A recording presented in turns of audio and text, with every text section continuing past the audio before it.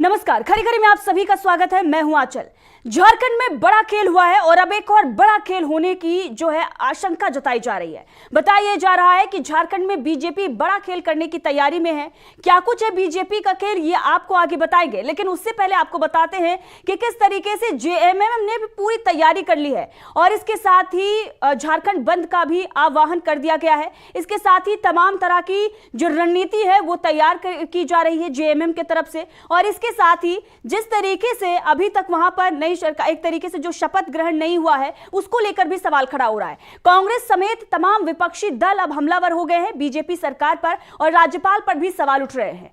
वहीं पर बिहार में जो कुछ भी हुआ उसकी भी तुलना झारखंड से की जा रही है और बताया जा रहा है कि जैसे ही नीतीश कुमार गए वैसे ही शपथ ग्रहण समारोह हो जाता है। लेकिन झारखंड में जब चंपई सोरेन लगातार वो कोशिश में है कि उनका शपथ ग्रहण हो जाए और जब वो ये कह रहे हैं कि हमारे पास समर्थन है, जेएमएम ये कह रहा है, तो आखिर वहां पर शपथ ग्रहण क्यों नहीं हो रहा है? इसके पीछे क्या है बीजेपी की रणनीति, क्या है बीजेपी की चालबाजी, इससे पर्दाफाश करेंगे और आपको बताएंगे कि झारखंड में आने वाले दिनों में क्या कुछ होगा और कुछ ही घंटों में, कुछ ही पलों में क्या कुछ बड़ा होने जा रहा है। तो लोकसभा चुनाव है और उससे पहले ईडी सीबीआई सक्रिय नजर आ रही है। आप सभी जान रहे हैं, लगातार हम आपको अपडेट दे रहे हैं कि कहां पर क्या कुछ हो रहा है, चाहे वो महाराष्ट्र हो या दिल्ली हो, पंजाब हो या तमाम राज्यों में किस तरीके से बड़े बड़े जो एक्शन हैं वो लिए जा रहे हैं केंद्रीय एजेंसियों की तरफ से। और बिहार में और झारखंड में तो जो कुछ भी चल रहा है वो आप देख ही रहे हैं। लालू यादव को भी बुलाया गया पूछताछ के लिए और झारखंड में तो जो पूर्व मुख्यमंत्री हैं उनको ही गिरफ्तार कर लिया गया और उस वक्त वो मुख्यमंत्री थे, उसके बाद उन्होंने इस्तीफा दिया और किस तरीके से पूरा प्रकरण जो है वो सामने गया। अब ऐसे में जो बड़ी खबर है, जो अंदर की खबर है, उस पर बात करेंगे और उस पर चर्चा करेंगे कि क्या कुछ चल रहा है। लेकिन हेमंत सोरेन ने जब उन्होंने इस्तीफा दिया और जब उनकी गिरफ्तारी हुई, उससे पहले उन्होंने क्या बड़ा संदेश दिया था वो आपको सुनाएंगे और उसके बाद ही पूरी खबर जो है वो विस्तार से आगे बताएंगे और इस पर विस्तार से चर्चा करेंगे। क्या कुछ कहना था हेमंत सोरेन का, सुनिए। साथियों जोहार। आज मुझे ईडी गिरफ्तार करने आई है। दिन भर हमसे पूछताछ करने के बाद, समय बिताने के बाद सुनियोजित ढंग से मुझे गिरफ्तार करने का उन लोगों ने फैसला सुनाया। और किस विषय पर? ऐसे विषय पर जो चीजें मुझसे जुड़ी ही नहीं है। मुझ पर 8.5 एकड़ जमीन का मालिक होने का इनका दावा है और भूयारी जमीन किया, जो जमीन कभी बिकती ही नहीं और कहीं सबूत नहीं मिला। दिल्ली में भी इन लोगों ने छापे मारकर हमारी जो छवि खराब करने की कोशिश की और आज अंतोगत्वा ये सुनियोजित तरीके से दिन भर ये योजनाबद्ध तरीके से आए, समय काटे और उनको पता है कि शाम के वक्त कोर्ट कचहरी बंद हो जाता है और उन लोगों ने अपने योजना के अनुसार मुझे अरेस्ट करने का निर्णय हमें सुनाया। मैं कोर्ट के निर्णय पर बिल्कुल सर्वमान्य के साथ उसका सम्मान करता हूं। अभी मैं कोर्ट में जा रहा हूं, लेकिन मुझे नहीं लगता है कि मुझे इतना वक्त मिलेगा, क्योंकि आपको पता है कि व्यवस्थाएं देश के अंदर किस तरीके से चलती हैं।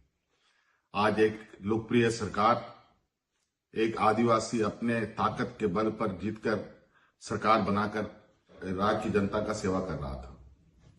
आज लगता है ये वक्त अब मेरे लिए खत्म हो रहा है। अब एक नई लड़ाई हमें लड़नी पड़ेगी, ऐसे सामंती विचारों के साथ और ऐसे तंत्रों के साथ जो निर्दोष लोगों को, गरीब तो आप सुन रहे थे किस तरीके से हेमंत सोरेन ने यह कहा कि अब मेन लड़ाई जो है वो शुरू होगी। यह बड़ा बयान हेमंत सोरेन का था और बहुत ही महत्वपूर्ण बयान था, क्योंकि जेल जाने से पहले यह उनका आखिरी बयान था। जनता को उन्होंने संबोधित किया और यह बयान जब उनका सामने आया तो अब किस तरीके से आदिवासी जो है वो इकट्ठा हो गए हैं। झारखंड बंद का भी आह्वान कर दिया गया है। इसके साथ तमाम तरह की जो खबरें हैं वो झारखंड से आ रही हैं। अब ऐसे में बताया जा रहा है कि इसलिए शपथ नहीं दिलाई जा रही है, राज्यपाल इसलिए आनाकानी कर रहे हैं क्योंकि ऊपर से उन्हें आदेश मिला है।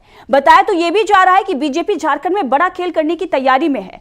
तो क्या लोकतंत्र की हत्या की बात जो लगातार की जा रही है विपक्षी दलों की तरफ से, बताया जा रहा है कि लोकतंत्र का गला घोटा जा रहा है मोदी सरकार की तरफ से, तो क्या वही कर रही है? आप देखिए बिहार में भी वही हुआ, अब झारखंड में भी क्या सरकार को गिराकर एक तरीके से जो राष्ट्रपति शासन की बात की जा रही है और इसके साथ ही कुछ और भी बातें जो चल रही हैं, इस पर चर्चा करेंगे। और इस पर विस्तार से चर्चा करने के लिए हमारे सहयोगी, हमारे ऑनलाइन एडिटर अमलेंदु उपाध्याय जी हमारे साथ जुड़ चुके हैं। अमलेंदु जी, आपका बहुत बहुत स्वागत है। अमलेंदु जी, आप देख रहे हैं किस तरीके से झारखंड में इस वक्त हड़कंप मचा हुआ है। एक तरफ जेएमएम ये कह रहा है कि हम हार नहीं मानेंगे, हम झुकेंगे नहीं, हम लड़ेंगे। और हेमंत सोरेन का जो वीडियो आया था, बहुत ही महत्वपूर्ण बयान उनका है। उन्होंने कहा कि ये जो विचारधारा है और जिस तरीके से जो तंत्र बनाया गया है उसके खिलाफ अब मेन लड़ाई जो है वो शुरू हुई है। तो एक तरफ उन्हें जेल में तो डाल दिया गया है, लेकिन झारखंड में सब कुछ ठीक नहीं चल रहा है। क्या कुछ होने वाला है और किस तरीके से बड़े बड़े खुलासे झारखंड को लेकर हो रहे हैं, क्या कुछ आप कहेंगे? देखिए आचार्य जी, अब झारखंड जो है, मुझे लगता है कि वो शायद चंडीगढ़ मॉडल जो झारखंड पर लागू होने जा रहा है, और भारतीय जनता पार्टी प्रयास कर रही है कि चंडीगढ़ मॉडल जो झारखंड पर लागू कर दिया जाए। आखिर क्या कारण है? जैसा कि विपक्ष भी लगातार सवाल उठा रहा है, जयराम रमेश ने सवाल उठाया है, कांग्रेस ने सवाल उठाया है, कई अन्य लोगों ने सवाल उठाया है, शिवसेना ने सवाल उठाया है कि जब बिहार में नीतीश कुमार जाते हैं तो तुरंत उनको बुला लिया जाता है, इस्तीफा देकर के नई सरकार बनाने के लिए जाते हैं। यहाँ जब विधायकों ने लिख के दे दिया, विधायकों की परेड हो गई, उसके बाद भी जो यहाँ चंपई सोरेन को जो अभी तक क्यों नहीं शपथ दिलाई गई, जबकि कल रात को ही वो हो गया था, तो वो शपथ अभी तक क्यों नहीं दिलाई गई है? इस समय तक जो वो शपथ नहीं दिलाई गई है और कई तरह की बातें जो है इस तरीके से हो रही हैं। तो झारखंड में मुझे लगता है कि भारतीय जनता पार्टी शायद चंडीगढ़ मॉडल जो है वो लागू करना चाहती है। जिस तरीके से चंडीगढ़ में उसने मेयर का पद हथियाया है, उसी तरीके से यहाँ कुछ ना कुछ वो खेल करना चाहती है। अब वो क्या खेल है क्या नहीं, इस पर हम लोग आगे चर्चा करेंगे, क्या खेल हो सकता है क्या खेल नहीं हो सकता है। लेकिन कुल मिलाकर के ये देखा जाए कि लोकतंत्र में किस तरीके से एजेंसियों का दुरुपयोग करके सरकारें गिराई जाती हैं और सरकारें बनाई जाती हैं, इसका एक नंगा नाच जो है वो देखा जा सकता है कि किस तरीके से ये देश के अंदर चल रहा है। एक तरीके से सारी संवैधानिक मर्यादाएं, लोकतांत्रिक मूल्य जो सब उठा करके ताक पर रख दिए जाएं और इस तरीके से सरकारें बनाई जाए। असल में भारतीय जनता पार्टी को झारखंड हर हाल में चाहिए, जिस तरीके से उसको छत्तीसगढ़ चाहिए था और जिस तरीके से उसको कश्मीर चाहिए, उसके कारण है। झारखंड भी आदिवासी बहुल राज्य है और वहाँ काफ़ी प्रचुर मात्रा में माइंस हैं, खनिज हैं, वहाँ पे कोयला है। यही स्थिति छत्तीसगढ़ में है और दोनों जगह जो आरोप यह है कि प्रधानमंत्री की जो मित्र हैं अडानी जी, उनका दोनों का स्टेक जो वहाँ लगा हुआ है, छत्तीसगढ़ में भी और झारखंड में भी। तो भारतीय जनता पार्टी को इसीलिए जो है वो झारखंड चाहिए ताकि वहाँ उनके मित्र का कारोबार जो है वो आसानी से चल सके और खनिज उनका खनन का कारोबार जो है वहाँ भी फल फूल सके। इसलिए भारतीय जनता पार्टी को हर हाल में झारखंड चाहिए। इसीलिए हेमंत सोरेन के ऊपर इस तरीके से ईडी का दबाव बनाया गया और बार बार जो है दिया गया, उनको एक तरीके से कहा गया, नोटिस दिए गए, फिर गिरफ्तारी उनकी की गई। तो कुल मिलाकर की जो स्थिति है वो स्थिति यही है कि भारतीय जनता पार्टी किसी भी तरीके से झारखंड को हासिल करना चाहती है ताकि प्रधानमंत्री के जो मित्र कहे जाते हैं, ऐसा विपक्ष का आरोप भी है कि इसलिए जो झारखंड उनको चाहिए। तो इसलिए भारतीय जनता पार्टी वहाँ जो है वो सत्ता हासिल करना चाहती है, उसके लिए सारे दांव पेच खेले जा रहे हैं कुल मिलाकर के। ये कुल मिलाकर के इसके पीछे की रणनीति समझ में आती है आंचल जी। यहाँ पर जो कुछ भी देखने को मिल रहा है, बताया तो ये भी जा रहा है, विपक्ष की तरफ से ये दावा किया जा रहा है कि लगातार हेमंत सोरेन पर दबाव बनाया जा रहा था कि वो बीजेपी के साथ आ जाएं और बीजेपी के साथ मिलकर वहां पर सरकार बनाएं, क्योंकि बीजेपी के पास वहां पर मत नहीं है और ऐसे में जब अल्पमत उनके पास है तो वो सरकार कैसे बना सकते हैं। इसीलिए तोड़फोड़ की जो राजनीति बीजेपी की रहती है, जो ऑपरेशन लोटस वो चलाती है, वो चलाने की कोशिश में बीजेपी थी, लेकिन जब वो फेल हो गई तो उसके बाद ईडी का शिकंजा कसता गया और अब जेल में हेमंत सोरेन को डाल दिया गया है। ये जो स्टोरी है ये तो विपक्ष की तरफ से है, लेकिन दूसरी तरफ बीजेपी अमलेंदु जी जो दावा करती है उसका ये कहना है कि वो भ्रष्टाचारी हैं और भ्रष्टाचार कर रहे हैं, इसीलिए उन्हें जेल में डाला जा रहा है। और निशिकांत दुबे जो है, आप देख रहे हैं लगातार वो पूरे मामले को लेकर बयानबाजी कर रहे हैं और उनको लेकर भी कई बड़ी खबर आ रही है। आगे बताएंगे कि क्या कुछ वहां पर चल रहा है और बीजेपी क्या दांव चलने जा रही है। तो क्या है निशिकांत का ये दांव और किस तरीके से उनकी बयानबाजी जो है वो कुछ ज्यादा ही बढ़ गई है, इस पर चर्चा करेंगे। लेकिन इस वक्त जो उनका बड़ा बयान आया है, उनका कहना है कि भ्रष्टाचारियों के साथ बीजेपी कभी नहीं जाएगी और जेएमएम का हाथ जो है वो पूरी तरह से भ्रष्टाचार में सना हुआ है। तो बीजेपी तो ये कह रही है कि हम भ्रष्टाचारियों के साथ जाना ही नहीं चाहते। विपक्ष आरोप लगा रहा है कि बीजेपी पुरजोर कोशिश कर रही है, तो क्या माना जाए? नहीं, भारतीय जनता पार्टी जो कोशिश कर रही है वो कोशिश कर रही है कि किसी ना किसी तरीके से तोड़फोड़ करके झारखंड में सरकार बना ली जाए और उसके लिए भारतीय जनता पार्टी कल रात से ही सक्रिय हो गई है। जो खबरें चल रही हैं, उन खबरों के मुताबिक गृह मंत्री जो हैं उन्होंने जो है वो इस पे पहल की है और गृह मंत्री जो है इसको पूरे ऑपरेशन को देख रहे हैं कि किस तरीके से इसको परवान चढ़ाया जाए।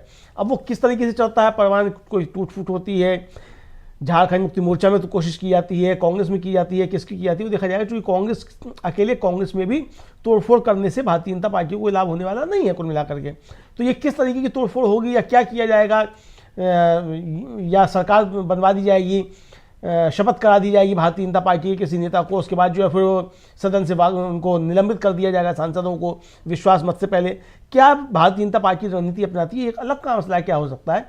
लेकिन कुल मिला के अभी जो रणनीति वो यही कि किसी भी तरीके से झारखंड की सत्ता हत्या ली जाए, वरना कोई कारण नहीं था कि चंपई सोरेन को जो चुने हुए, अब एक तरीके से कहा जाए कि वो मुख्यमंत्री हैं इस समय, एक तरीके से उनको चुन लिया गया है, तो उनको शपथ ना दिलाई है, जबकि विधायकों ने पत्र लिख के दे दिया, उनकी पार्टी की बैठक में तय हो चुका, जो उनके सहयोगी दल हैं कांग्रेस है, आरजेडी है, सीपीआई-एमएल है, सबने उनको समर्थन किया है, तो पूरा बहुमत उनके पास है। और आज प्रेस कॉन्फ्रेंस भी हुई है उनकी, अभिषेक मनु सिंघवी की। जी अमलेंदु जी, और मैं यही कहूंगी कि इस वक्त बड़ा बयान जो है वो कांग्रेस नेता अभिषेक मनु सिंघवी का आ रहा है और वो कई बड़े खुलासे भी कर रहे हैं। क्या कुछ कह रहे हैं वो आपको सुनाएंगे और बताएंगे कि किस तरीके से विपक्षी दल जो है वो हमलावर हो गए हैं। अमलेंदु जी, इस वक्त की ये सबसे बड़ी खबर है कि कांग्रेस और तमाम नेताओं ने हमला बोलना शुरू कर दिया है मोदी सरकार पर। अभिषेक मनु सिंघवी का बयान जो है, बड़ा बयान जो है हमारे पास आ गया है, क्या कुछ उन्होंने कहा है, चलिए आपको सुनाते हैं, सुनिए। झारखंड के विषय में पूर्व मुख्यमंत्री हेमंत सोरेन के विषय में बहुत महत्वपूर्ण कानूनी राजनीतिक मूल मुद्दे उठते हैं। पहली बात, मैं कानूनी पे कोई खास टिप्पणी नहीं करूंगा क्योंकि मैं खुद पेश होके आया हूं उच्चतम न्यायालय ने, जिन्होंने कल मामला निश्चित किया है, लगाया है कोर्ट में, तो इसलिए मैं उस विषय में बहुत कम नहीं के बराबर बोलूंगा। लेकिन इसका जो राजनीतिक आयाम है वो पहले मैं आपको अवगत कराऊं। एक बहुत ही भद्दा, घिनौना, भर्त्सना योग्य और सब चीजें अगर आप भूल जाएं तो ये सर्वविदित है कि लगभग, मैं अप्रोक्सीमेट दे रहा हूं, 48, 48 या 47 का बहुमत सरकार को है वहां पर, सत्तारूढ़ पार्टी को। 48 मान ले, 47 मान ले, कोई फर्क नहीं पड़ता। सब कुछ मान ले विपक्ष की तरफ पे झारखंड में तो 32 है, 31 है, 33 है, कुछ भी मान ले फिगर, कोई फर्क नहीं पड़ता वहां पे। अब जब कल वाले जो मुख्यमंत्री हैं जिन्होंने बाद में इस्तीफा दिया और जाके राज्यपाल के भवन में औपचारिक रूप से कहा और उसके बाद सूची दी गई, और सूची के अलावा सर्वविदित है, सबको पता है कि ये बहुमत है 48 या 47 का, तो मेरा पहला मूल प्रश्न है कि गणतंत्र लोकतंत्र में आज हम 12 बजे, 11:30 बजे यहाँ खड़े हैं, माननीय राज्यपाल जी ने अभी तक क्यों नहीं नियुक्त किया मुख्यमंत्री? क्यों नहीं किया? ये देश जनता जनार्दन पूछ रही है आपसे। एक बड़ा सरल प्रश्न है और इसका उत्तर है सत्तारूढ़ पार्टी केंद्र और विपक्ष पार्टी झारखंड का सन्नाटा। दूसरा प्रश्न, झारखंड से बिहार कितना दूर है? बॉर्डर्स जुड़ते हैं, लगते हैं, उसी प्रदेश का बाद में बना था झारखंड। बिहार में जब अभी हुआ माननीय नीतीश बाबू के साथ, माननीय पलटू कुमार जी के साथ, तो कितनी जल्दी आपने राज्यपाल जी ने वापस एक मुख्यमंत्री नियुक्त किया? कितना समय लगा था? अमलेंदु जी, ये बड़ा बयान जो है वो कांग्रेस का सामने आया है। कांग्रेस ने सीधे जो हमला किया है वो नीतीश कुमार पर किया है, सीधे हमला जो किया गया है वो बीजेपी पर किया गया है कि वहीं जो एक ही झारखंड से सटा हुआ राज्य है बिहार, जहां से झारखंड निकला, वहां पर किस तरीके से जल्द ही सरकार का गठन हो जाता है और किस तरीके से एक नई सरकार जो बन जाती है, कामकाज भी शुरू हो जाता है। लेकिन वहीं दूसरी जगह पर अगर देखा जाए तो वहां पर शपथ ही नहीं दिलाई जाती है। राज्यपाल आखिर ऐसा क्यों कर रहे हैं? कौन सा दबाव राज्यपाल पर है? और आप चर्चा भी कर रहे थे कि दिल्ली से टीम वहां पर पहुंच गई है और सब कुछ जो मैनेज है वो मैनेजमेंट वहां पर चल रहा है और सब कुछ मैनेज करने की कोशिश की जा रही है। तो बीजेपी वहां पर कौन सा ऐसा बड़ा खेल करना चाहती है? आखिर क्यों शपथ ग्रहण नहीं हो रहा है? देखिए, अब खेल क्या करना चाहती है बीजेपी, तो बीजेपी जानेगी क्या खेल करना चाहती है, मगर जो हम लोग समझ रहे हैं क्या खेल करना चाहती है, वो खेल यही करना चाहती है कि कुछ विधायकों को या तो एब्सेंट करा दिया जाए या कुछ को तोड़फोड़ के जो है वो भारतीय जनता पार्टी में शामिल करा दिया जाए या अलग दल बनवा दिया जाए, इस तरीके से कुछ किया जाए। ये भारतीय जनता पार्टी इस पर काम कर रही होगी। लेकिन अभी तक जो सूचना है उसके मुताबिक सारे विधायक जो हैं वो जेएमएम के भी और कांग्रेस के भी और आरजेडी और माकपा के तो खैर एक ही है, वो सब एकजुट हैं और इंटैक्ट हैं एकदम बिल्कुल पूरी तरीके से। तो भारतीय जनता पार्टी अभी इसमें सफल नहीं हो पा रही है। तो संभावनाएं ज़्यादा ये हैं कि भारतीय जनता पार्टी इस मामले को लंबा खींचेगी और गवर्नर शपथ ग्रहण नहीं कराएंगे और कोशिश ये होगी कि किसी तरीके से पहले वहाँ राष्ट्रपति शासन लागू कर दिया जाए और उसके बाद फिर जो है वो तोड़फोड़ करने की जो है वो काम किया जाए। सीबीआई वगैरह सबके सारे। असल में मसला ये है पांचल जी कि भारतीय जनता पार्टी को 2024 से पहले तमाम राज्य सरकारें चाहिए हैं और वो इसलिए चाहिए हैं कि भारतीय जनता पार्टी अच्छे तरीके से समझ रही है कि 2024 में मौजूदा परिस्थितियों में उसकी सरकार बनने नहीं जा रही है। जब तक कि राज्यों का प्रशासन उसके हाथ में नहीं होगा और राज्यों के प्रशासन के जरिए अगर भारतीय जनता पार्टी चुनाव में नहीं जाएगी तो भारतीय जनता पार्टी 2024 में वापस लौट के नहीं आने वाली है। ये एक कटु सत्य है जिसको भारतीय जनता पार्टी का केंद्रीय नेतृत्व तो अच्छे तरीके से समझ रहा है। इसीलिए तमाम राज्य सरकारें जो है वो अस्थिर की जा रही हैं जहाँ पे विपक्ष की सरकारें हैं, ताकि किसी भी तरीके से वहाँ का प्रशासन जो है वो भारतीय जनता पार्टी के हाथ में आ जाए। ईवीएम को लेकर के या वोटिंग मशीनों को लेकर के जिस तरीके का देश के अंदर गुस्सा पैदा हो रहा है, भारतीय जनता पार्टी ये भी समझ रही है कि अकेले वोटिंग मशीनों से भी काम चलने वाला नहीं है, बहुत सी और भी चीज़ें करनी होंगी। तो उन बहुत सी और चीज़ों में प्रशासन उसको अपना चाहिए ताकि विपक्ष के जो मतदाता हैं उनको निरुत्साहित किया जा सके, उनको पोलिंग बूथ तक ना पहुंचने दिया, इस रणनीति पर काम किया जाए। तो इसके लिए भारतीय जनता पार्टी को तमाम राज्य सरकारें चाहिए। झारखंड से हालांकि 14 ही आते हैं कुल मिलाकर के लोकसभा के सदस्य, और इसमें से सभी जो है वो 13 एक तरीके से भारतीय जनता पार्टी के मतलब एनडीए के हैं। हालांकि आज तो अलग हो गई है, तो एक सांसद उनका है तो उनके हैं, तो लेकिन उनको चाहिए है, क्योंकि भारतीय जनता पार्टी को जो नुकसान होने जा रहा है वो उन राज्यों में झारखंड भी शामिल है जहां से भारतीय जनता पार्टी को लोकसभा चुनाव में साफ जो है नुकसान दिख रहा है। तो इसलिए भारतीय जनता पार्टी उन तमाम राज्यों में जहां विपक्ष की सरकारें हैं और भारतीय जनता पार्टी ने जहां अच्छे तरीके से पिछले लोकसभा चुनाव में परफॉर्म किया था, वहां वो सरकारें गिराने का काम करेगी। तो ये उसकी एक रणनीति, उसी रणनीति के तहत काम जो है वो झारखंड में किया जा रहा है। तो झारखंड में भी यही किया गया। तो अब भारतीय जनता पार्टी आगे क्या रणनीति अपनाती है, किस तरीके से विधायकों की क्या खरीद फरोख्त होती है, या गवर्नर जो पहले राष्ट्रपति शासन लगाते हैं, चंपई सोरेन को नहीं बुलाया जाता है, ये सब चीजें जो है वो देखने की। असल में दिक्कत क्या है कि यहाँ भी स्पीकर जो है वो भारतीय जनता पार्टी के नहीं है, मतलब यहाँ स्पीकर जो है वो जो इंडिया गठबंधन है उसका ही है। तो यहाँ केवल गवर्नर है, तो अकेले गवर्नर के बल पे नहीं हो सकता है जब तक कि स्पीकर की भी आपके साथ में नहीं हो। मतलब तो यहाँ भारतीय जनता पार्टी को बड़ा फूक फूक के कदम रखना पड़ रहा है, इसलिए एकदम से कोई अभी हेरा फेरी की बातें नहीं की गई। लेकिन कुल मिलाकर के चंडीगढ़ मॉडल जो है, जिस तरीके से मेयर के चुनाव में भारतीय जनता पार्टी ने किया, उसी तरीके से यहाँ कुछ कार्रवाई हो सकती है, उसी तरीके से यहाँ कोई खेल जो भारतीय जनता पार्टी कर सकती है। वहाँ भी यही हुआ कि उस दिन प्रिजाइडिंग ऑफिसर जो थे, जिस दिन चुनाव होना था उस दिन उनकी तबीयत खराब हो गई, तो फिर चुनाव स्थगित हो गया। फिर जब हाईकोर्ट का आदेश हुआ तब फिर चुनाव हुआ, और उस चुनाव में भी जो विपक्ष के मत थे उनको जो था वो खारिज कर दिया गया, भारतीय जनता पार्टी का मेयर बनवा दिया गया। तो क्या इसी तरीके से कुछ जो है झारखंड में भी होने जा रहा है? विपक्ष के तमाम नेताओं ने यही शंकाएं जो है एक तरीके से जाहिर की हैं, और यहाँ तक कि राहुल गांधी ने तो इसको जो था एक तरीके से गोडसे की कार्रवाई से जो तो जोड़ दिया था चंडीगढ़ का मेयर चुनाव जो जिस तरीके से हुआ था। तो क्या वही चंडीगढ़ का मॉडल जो है वो झारखंड में अपनाया जाएगा? ये बड़ा सवाल जो है वो उठ के सामने आ रहा है, और शायद लगता यह है कि भारतीय जनता पार्टी चंडीगढ़ मॉडल ही जो है वो झारखंड में अपनाना चाहती है। चलिए जी अमरेंद्र जी, और इस वक्त बड़ा बयान जो है वो जयराम रमेश का भी सामने आया है। क्या कुछ उन्होंने कहा है वो आपको सुनाएंगे, लेकिन उससे पहले जो दावा किया जा रहा है, जो खबरें चल रही हैं, आप भी इस पर चर्चा कर रहे हैं और बता रहे हैं कि किस तरीके से उन राज्यों पर निशाना साधा जा रहा है, उसे टारगेट किया जा रहा है, और वहां पर बीजेपी चाहती है कि उसकी सरकार हो, शासन प्रशासन हो, जहां पर विपक्षी दलों की सरकार चल रही है। गठबंधन की जो महागठबंधन की सरकार थी बिहार में, उसे तोड़ा गया और उसके बाद एनडीए की वहां पर सरकार बनाई गई। झारखंड में भी जो कांग्रेस के साथ, जेएमएम और वाम दलों के साथ जो सरकार चल रही है, उसको भी तोड़ने की कोशिश जो है वो की जा रही है। अब क्या कुछ होता है और किस तरीके से तोड़फोड़ होती है, राष्ट्रपति शासन जो है वो लागू करने की बात चल रही है। अब ऐसे में ये जो दावे किए जा रहे हैं, ये साफ नजर आ रहा है कि कहीं ना कहीं बीजेपी में तो घबराहट है, उसे डर है कि लोकसभा चुनाव में उसे बड़ा झटका लग सकता है। इसीलिए जहां जहां उसकी स्थिति खराब थी उन राज्यों को अब टारगेट पर लिया जा रहा है और वहां पर जो ऑपरेशन लोटस की बात चलती है वो वहां पर लागू किया जा रहा है। उस रणनीति के तहत वहां पर काम किया जा रहा है। अब बताया तो ये भी जा रहा है अमलेंदु जी कि दिल्ली से टीम जो गई है, अमित शाह की टीम वहां पर पहुंच गई है। अब वो आगे क्या कुछ कहती है, लेकिन वही प्रेशर है और वही दबाव है जिसकी वजह से राज्यपाल वहां पर शपथ नहीं दिला रहे हैं, जबकि चंपई सोरेन जो है वो बैठे हुए हैं कि आप बुलाइए और शपथ हम लेने को तैयार हैं।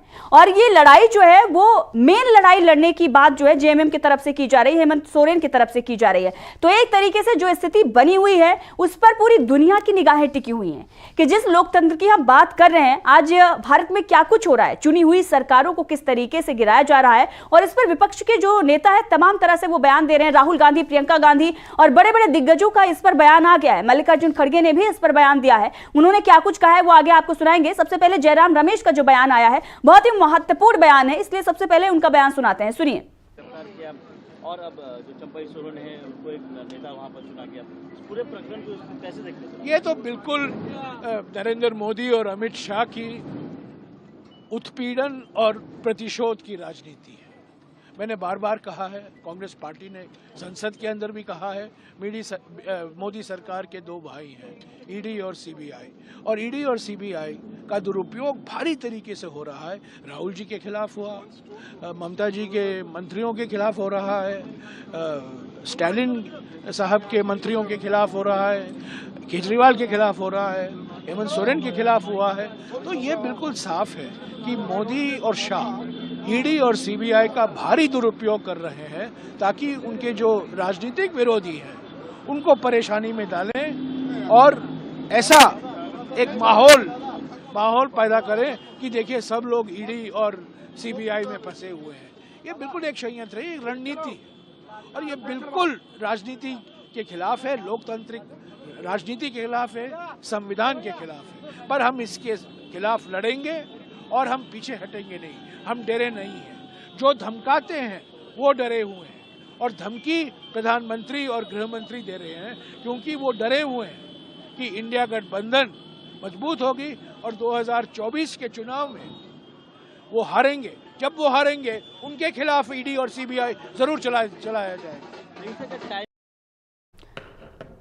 अमलेंदु जी, ये बड़ा बयान जो है वो जयराम रमेश का था। ईडी, सीबीआई और तमाम मुद्दों को लेकर उन्होंने बातचीत की, चर्चा की और जिस तरीके से उन्होंने हमला बोला है उसे साफ नजर आ रहा है कि विपक्ष इस बात को समझ रहा है, वो जान रहा है, इसीलिए वो अपनी लड़ाई जो है और भी वो ज्यादा तेज कर रहा है और एक रणनीति के तहत लड़ाई लड़ी जा रही है। जेएमएम भी झारखंड में यही कर रही है। ईडी के खिलाफ जो एफआईआर दर्ज की गई उसको लेकर भी बीजेपी तमाम तरह के सवाल खड़े कर रही है, लेकिन जो बीजेपी कर रही है अब उसी तरीके से और उसी लहजे में जवाब देने की कोशिश जो है वो विपक्ष की तरफ से हो रही है। अब ऐसे में आप देखें कि जो राज्यपाल है उनको लेकर भी तमाम तरह की खबरें चल रही हैं।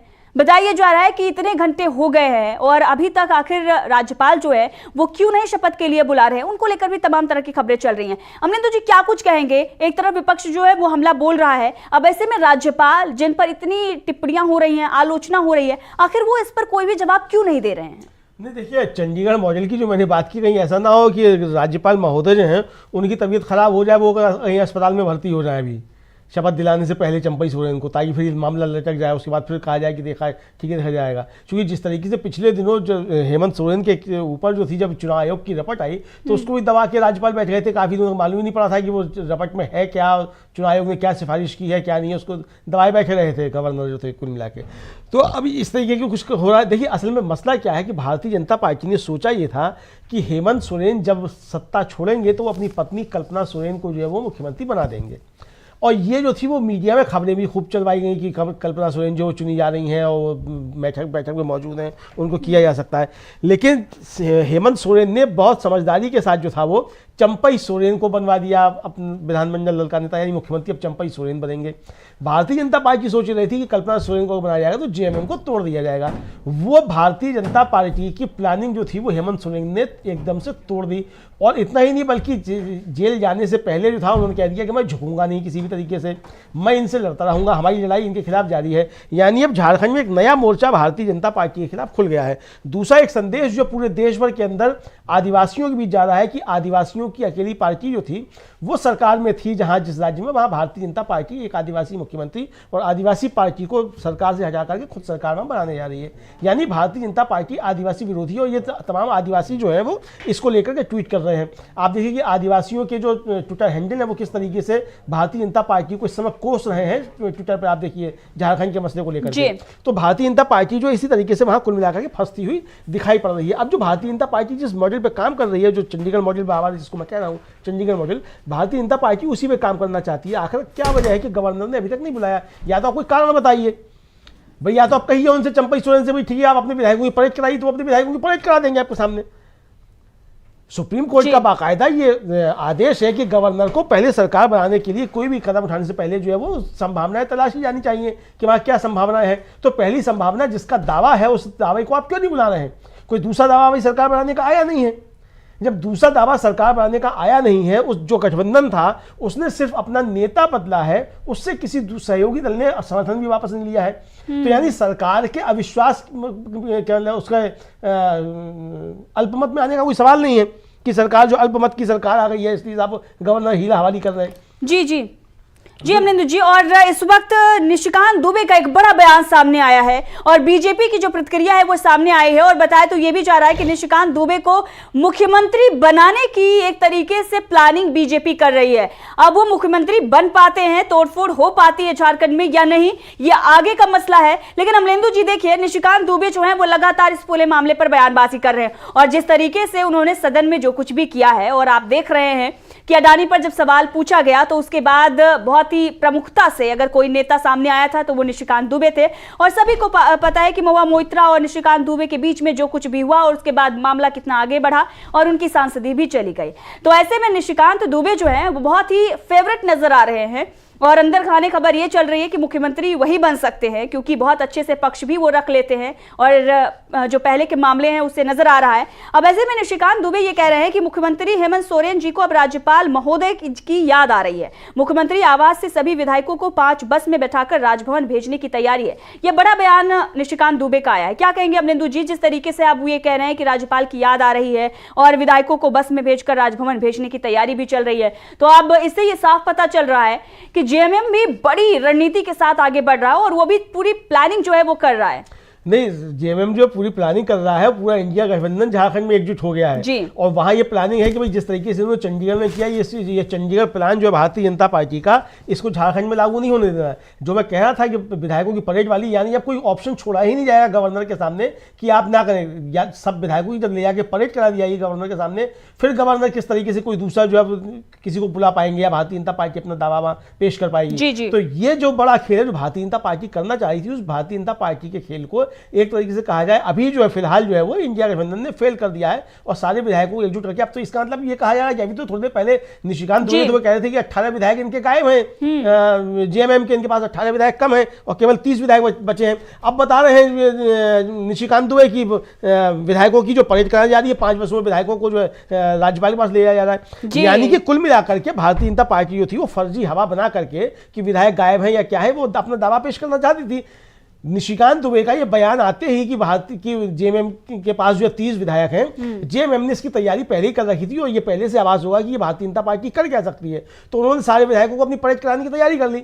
अब सबसे बड़ा संकट राज्यपाल के सामने होगा। अब देखना ये जो मैंने कहा कि ऐसा ना हो कि राज्यपाल को लूज मोशन हो जाए, राज्यपाल को आईसीयू में चले जाए, राज्यपाल बीमार हो जाए, राज्यपाल अचानक दिल्ली चले जाए, कुछ भी हो सकता है कि राज्यपाल मिले ही नहीं, विधायक अपना घूमते रहे राजभवन में। तो कुछ इस तरीके की घटना ना हो। तो देखना यह हो कि हम लोग को दुआ करनी चाहिए, ईश्वर से प्रार्थना करनी चाहिए कि राज्यपाल का स्वास्थ्य एकदम ठीक ठाक रहे, वो राज्य में दिखाई पड़े।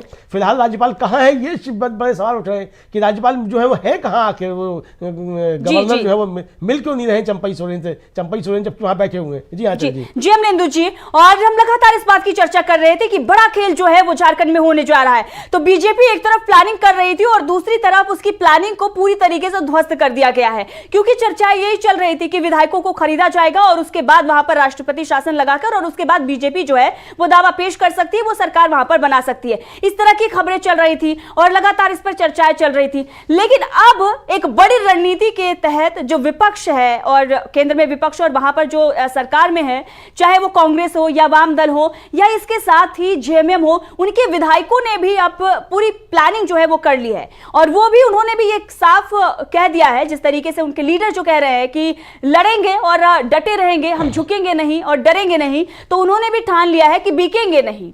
और इसीलिए अब परेड कराने की जो रणनीति है वो बनाई जा रही है और परेड भी कराई जा सकती है। कुछ ही घंटों में राजभवन में पहुंच सकते हैं, क्योंकि अब बीजेपी से घबराई हुई है और बीजेपी ट्वीट भी कर रही है। आप देख रहे हैं किस तरीके से अमलेंदु जी घबराहट जो है वो दिखाई दे रही है कि पहले ये प्लानिंग कर रहे थे कि तोड़फोड़ की राजनीति करेंगे, लेकिन अब नहले पर दहले की जो बात कही जाती है बिल्कुल सटीक बैठ रही है यहाँ पर। और लगातार बीजेपी के जितने भी हथकंडे हैं उनको किस तरीके से लगातार ध्वस्त किया जा रहा है और बीजेपी की यहाँ पर करारी हार होती हुई नजर आ रही है। भले ही आप जेल में डाल सकते हैं लेकिन आप तोड़ नहीं सकते, ये विपक्ष ने ठान लिया है। अब ऐसे में अमलेंदु जी एक बड़ा बयान राहुल गांधी का भी आ गया है। झारखंड का जो भी प्रकरण चल रहा है उस पर बड़े बड़े दिग्गजों का बयान आ रहा है। मल्लिकार्जुन खड़गे से लेकर प्रियंका गांधी और लालू यादव, तेजस्वी यादव, तमाम लोग जो हैं वो ट्वीट कर रहे हैं। लेकिन राहुल गांधी का जो बयान आया है कि ईडी, सीबीआई, आईटी आदि सब सरकारी एजेंसियां नहीं रही हैं, ये भाजपा की विपक्ष मिटाओ सेल बन चुकी है। खुद भ्रष्टाचार में डूबी भाजपा सत्ता की सनक में लोकतंत्र को तबाह करने का अभियान चला रही है। अब देखिए ये बड़ा बयान जो है वो राहुल गांधी का आया है। इसके साथ ही अगर देखा जाए तो श्रीनिवास का भी बड़ा बयान आया है कि बिहार में सुबह सुबह इस्तीफा हुआ और शाम को राज्यपाल ने शपथ दिला दी। फिर झारखंड में किस देश का कानून लागू है कि वहां गवर्नर ने अभी तक बहुमत के बावजूद नए मुख्यमंत्री को शपथ दिलाने की प्रक्रिया की शुरुआत नहीं की है। तो शहंशाह के हुक्म का इंतजार है या विधायकों की खरीदारी के लिए ईडी, बीजेपी को समय दिया जा रहा है, या राष्ट्रपति शासन लगाने की घिनौनी साजिश हो रही है? अब देखिए कांग्रेस की तरफ से बहुत बड़े बड़े दावे किए जा रहे हैं और चर्चाएं भी इसी बात की हम कर रहे थे। अमलेंदु जी, ये बड़ा बयान जो है राहुल गांधी का और श्रीनिवास का जो है वो सामने आया है। बिल्कुल आंचल जी, अब देखिए इसका जो है मतलब अब साफ हो गया कि इंडिया गठबंधन एकजुट है। और देखिए तेजस्वी यादव का भी जो है बयान आ गया है इसको लेकर के कि अहंकार से चूर भाजपा की हेकड़ी अब जनता तोड़ेगी। राजद जो है वो हेमंत सोरेन जी के साथ खड़ी हुई है, तो यानी कि पूरा विपक्ष जो है वो एकजुट हो गया है। और मुझे लगता है कि भारतीय जनता पार्टी जो है उसने ये फिर एक मौका जो है विपक्ष को दे दिया है कि वो एकजुट हो जाए और भारतीय जनता पार्टी के लिए। देखिए बड़ी खूबसूरती के साथ हेमंत सोरेन ने सारी प्लानिंग पहले करके जो है तब इस्तीफा दिया कि किस तरीके से करना है, और ये सारे कयास पहले ही लगा लिए गए थे कि भारतीय जनता पार्टी कर क्या क्या सकती है जी। उसकी जो थी काउंटर स्ट्रेटजी जो थी वो तैयार कर ली झारखंड मुक्ति मोर्चा, कांग्रेस और इंडिया गठबंधन ने झारखंड में। और इसलिए भारतीय जनता पार्टी का वहाँ सारा खेल जो है एक तरीके का जाए वो फ्लॉप होता हुआ नजर आ रहा है। अब जब विधायकों की परेड हो जाएगी राज्यपाल के सामने, राज्यपाल मिले या नहीं मिले, अब हो सकता है राज्यपाल गायब हो जाए, मिले ही नहीं, राज्यपाल को कुछ उल्टी दस्त बुखार कुछ भी कुछ हो सकता है, बीमार कुछ भी हो सकते हैं, कहीं जरूरी काम दिल्ली आ सकता है, दिल्ली चले गए राज्यपाल, ये हो सकता है। जैसे कि कश्मीर में हुआ था कि राज्यपाल का फैक्स जो था वही काम नहीं कर रहा था, ये हो गया था। हमारे सतपाल मलिक साहब जो आप तो कहा जाना कि वो बहुत बोल रहे हैं भारतीय जनता पार्टी के खिलाफ, लेकिन वो भारतीय जनता पार्टी के ही एक तरीके से गवर्नर थे वहाँ जब कश्मीर में, तो वहाँ फैक्स खराब हो गया था राजभवन का, तो फैक्स खराब हो जाता है। तो यहाँ भी फैक्स खराब हो जाए, चपरासी जो है राज्यपाल का बीमार हो जाए, संतरी बीमार हो जाए, गेट नहीं खोले, ये बहुत सी चीजें कुछ हो सकती है। अब क्या होता है वो देखा जाएगा। जी अमलेंदु जी, और बड़ा बयान लालू यादव का भी आ रहा है। लालू यादव क्या कुछ कह रहे हैं, मैं अपने प्रोड्यूसर से कहूंगी कि हाँ, झारखंड की लोकप्रिय सरकार के जनप्रिय आदिवासी मुख्यमंत्री हेमंत सोरेन को केंद्र की तानाशाह सरकार प्रताड़ित कर रही है। भाजपा के ये घिनौने हथकंडे अल्प समय के लिए परेशान तो कर सकते हैं, पर पिछड़े, दलित, आदिवासी, अल्पसंख्यक और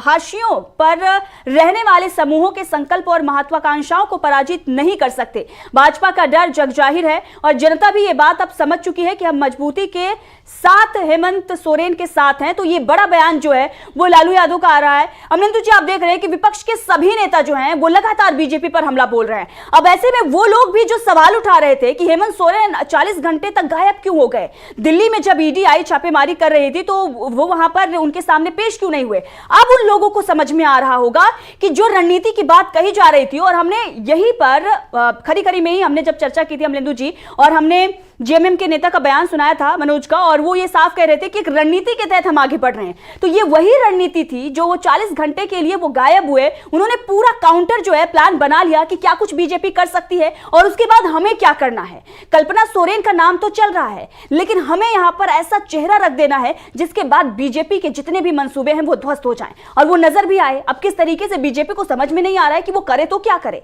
अब चंपई सोरेन जो है वो बैठे हुए हैं कि शपथ दिलाइए, लेकिन गवर्नर ही गायब हैं। अब ऐसे में सवाल ये उठ रहा है कि अगर ऐसा ही चलता रहा तो जो विपक्ष बताया जा रहा है कि विपक्ष जो वहां पर विधायक हैं वो गायब हो गए हैं, तोड़फोड़ की जो बात की जा रही है, अब विधायकों की परेड भी हो सकती है।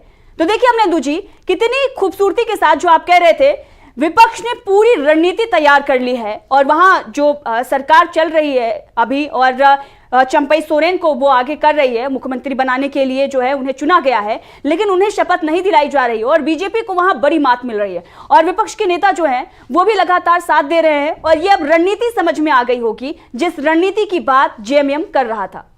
हाँ बिल्कुल, देखिए जो रणनीति पे जेएमएम बात कर रहा था उस रणनीति पे पूरा इंडिया गठबंधन काम कर रहा है। वहाँ भारतीय जनता पार्टी की रणनीति फेल होती दिखाई पड़ रही फिलहाल तो। अब आगे क्या होगा कह नहीं सकते कि गवर्नर क्या करते हैं क्या नहीं करते हैं, वो अलग का मसला है कि किस तरीके जाता है, सुप्रीम कोर्ट मसला जाता है कि नहीं जाता है। सुप्रीम कोर्ट में हालांकि हेमंत सोरेन पहुंच गए हैं अपनी गिरफ्तारी के खिलाफ, लेकिन उस पर कब सुनवाई होगी क्या नहीं होगी वो अब जेर बहस है सुप्रीम कोर्ट में, इसलिए उस पर अभी टिप्पणी नहीं किया जा सकती कुछ भी।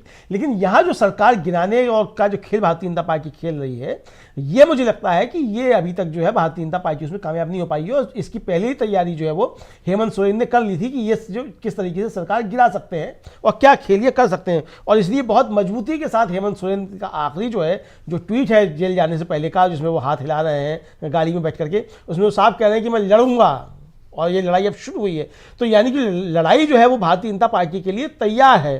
तो मुझे लगता है कि ये कहीं बूमरैंग ना कर जाए। अगर यहाँ भारतीय जनता पार्टी फेल हो गई किसी भी तरीके से, देखिए संकट क्या है, अगर सरकार नहीं बन पाती है झारखंड मुक्ति मोर्चा की, गवर्नर कुछ कर लेते तो क्या होगा, जा सकता है ये होगा भाई ठीक है भारतीय जनता पार्टी ने एक सरकार जो थी वो छीन ली विपक्ष के हाथ से ऑपरेशन लोटस चला के या किसी तरीके से चंडीगढ़ मॉडल करके।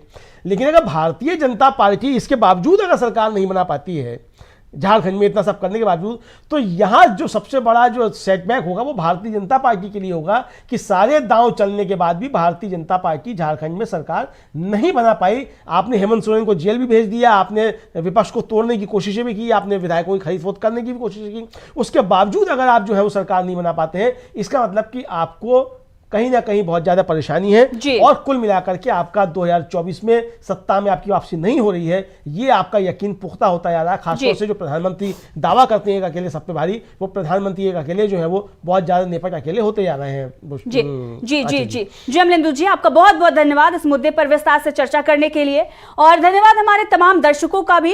लेकिन जो झारखंड में चल रहा है और जिस तरीके से विपक्ष ने बीजेपी के नहले पर दहला जो चला है, उससे ये साफ नजर आ रहा है कि जिस रणनीति की बात की जा रही थी वो रणनीति अब काम कर रही है और बीजेपी को समझ में नहीं आ रहा है कि आगे वो क्या कुछ करे। लेकिन जो भी खबरें हैं, बताया जो जा रहा है, चर्चाएं चल रही हैं कि वहां पर सरकार को गिराने और इसके साथ ही राष्ट्रपति शासन लागू करने और बीजेपी अपनी सरकार जो है वहां पर लाना चाहती है। और जैसे कि अमलेंदु जी ने भी आपको बताया कि वहां पर क्या कुछ है, जो संपदा है और जो माइंस हैं, उन सबको लेकर एक तरीके से जो लड़ाई है वो चल रही है कि वहां पर किस तरीके से सत्ता को स्थापित किया जाए और अपने दोस्तों को फायदा पहुंचाया जाए। हालांकि ये जो चर्चाएं चल रही हैं कितनी सही है इसकी पुष्टि डीबी लाइव नहीं करता है, लेकिन लगातार ऐसी बातें जो है वो चल रही हैं। अब देखना होगा कि बीजेपी का अगला कदम क्या होता है और उसके बाद विपक्ष वहां पर एकजुट होकर इंडिया गठबंधन वहां पर क्या कुछ चाल आगे चलता है। तो नजर जो है हमारी वो बनी हुई है अपडेट पर, क्या कुछ अपडेट आती है झारखंड से और सारी अपडेट आप तक पहुंचाते रहेंगे। तो देखते रहिए डीबी लाइव। मैं आंचल आपसे चाहूंगी जाने के लिए इजाजत।